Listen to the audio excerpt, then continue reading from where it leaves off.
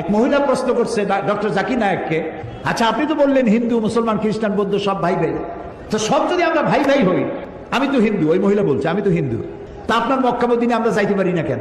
এটা কঠিন প্রশ্ন। আমি চিন্তা করলাম কি জবাব দেয়। আমার কাছেও জবাব আছে, কিন্তু উনি কি বলেন সেটা শোনা দরকার। উনি জবাব দিলেন, বোন আপনার বাড়ি কই? কই তো ইন্ডিয়ায়। জন্মস্থান কোথায়? এখানে। আমার জন্মস্থানও এখানে।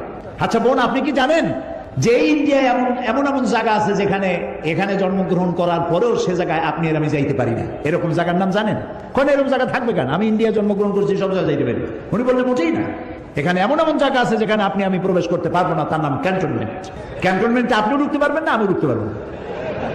ক্যান্টনমেন্টে ঢুকবে যারা নিরাপত্তার দায়িত্বে, দেশ রক্ষার দায়িত্বে যারা আছে, যে কোনো মুহূর্তে ডাক দিয়ে পড়ে জান দেওয়ার জন্য, রক্ত দেওয়ার জন্য, জীবন দেওয়ার জন্য ঝাঁপায় পড়বে, সেসব সেনাবাহিনীর জন্যই ক্যান্টনমেন্ট তৈরি করা হয়। ওখানে